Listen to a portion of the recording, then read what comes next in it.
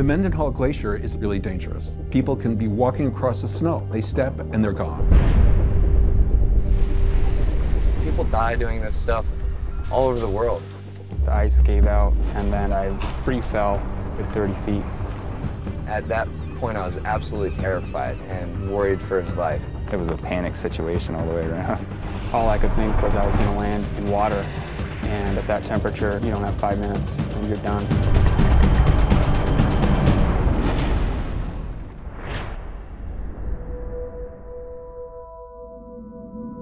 Alaska is remote. There's oceans really close to the mountains, ice fields, there's glaciers.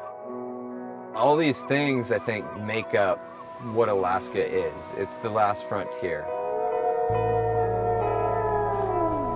Some of the most beautiful things, you go under glaciers and you see this translucent blue color. The light's filtered out every other color except for this deep blue.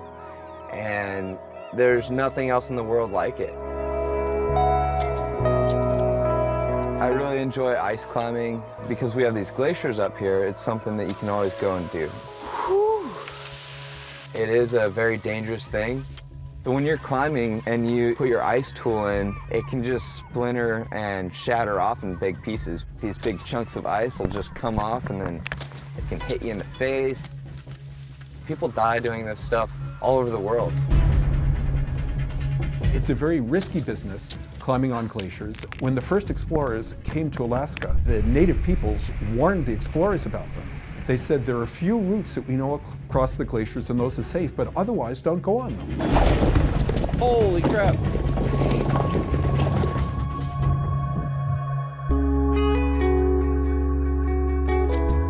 One day I just got a call from Alan. He said, hey, let's go do some climbing in camp. We're like best friends growing up as kids. Went skiing together, went to school together, went rollerblading together. I consider Colin like a brother.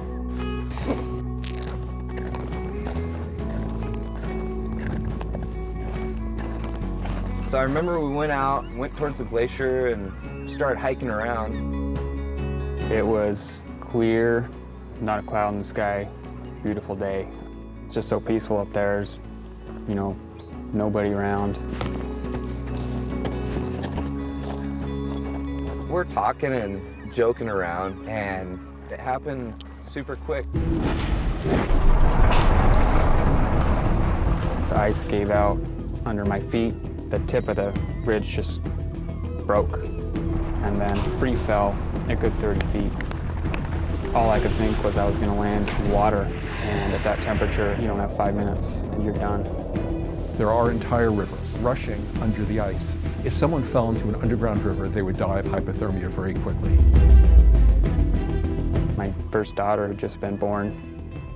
I just thought, wow, this is it. I'm not going to ever see her again. I felt like I was letting everybody down. Right at that moment, my feet flopped down and land on a snow bridge. I was in just total shock.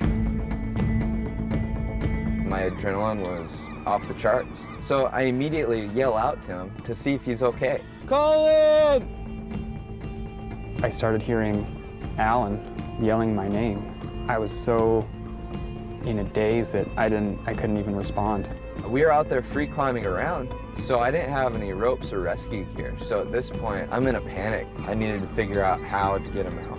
The quickest thing was to call his brother, because he lived out pretty close to the lake. I remember that day I got off work, was sitting down to eat dinner, and the phone rang, and Alan was on the other end, and right away just said, Sean, Colin fell in a crevasse. Can you get out here quick? And I was definitely speeding the whole way there.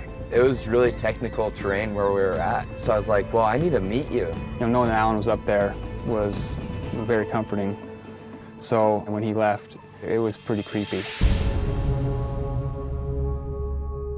I'm down in this, ice all around me, and it's just a reverberating, just boom, just, not only could I hear it, but I could feel it. That's the sound of the glacier as it flows down the mountain. It, goes around the turn. The glacier is actually cracking apart. The whole crevasse could come apart or close together.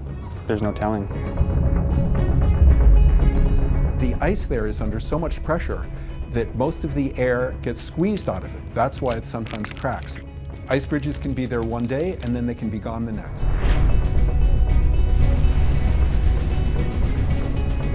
I took off and I'm terrified of running across icebergs. It's just sketchy business out there. But at this point, it didn't matter. We were gonna get to each other and go get his brother. So we're full speed, running in crampons, and we meet each other. Within hitting the toe of the glacier, another 10 or 15 minutes, and we were at the hole where Colin fell in. It was kind of a weird off angle going into the crevasse. So I set up anchor so I could get down to the edge of the crevasse and look in and see Colin.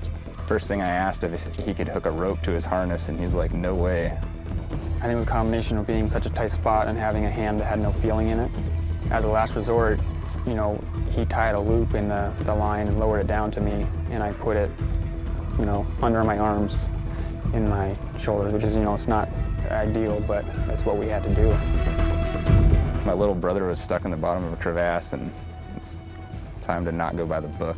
The first thing I know that I felt was that the speed at which he was pulling me out. You know, I know he wanted me out of there. He's my older brother. We're just focused on getting him up, getting him to safety, and having him back.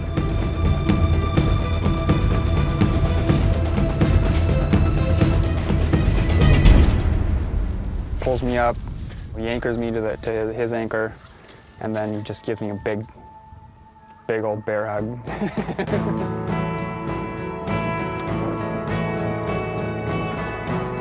It was a good big hug. I couldn't have been happier and more relieved that that whole accident was over, and we were fortunate enough to have a good outcome. I went from thinking I was dead to knowing I was rescued.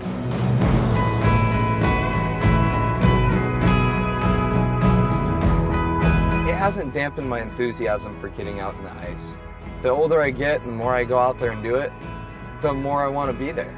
I know the risks, I know the dangers, and the possibility of falling is out there, something bad happening, but the reward of being out in the mountains and doing these things is much greater than not being out there at all. It did make me realize that I'm not invincible. Since then, I don't do nearly as many crazy things as I used to. When I was thinking about my daughter, I just realized that she was the most important thing to me. I wouldn't want her to be without a dad. I didn't think I was going to see her again. And then I saw her, and it was the biggest relief in my life.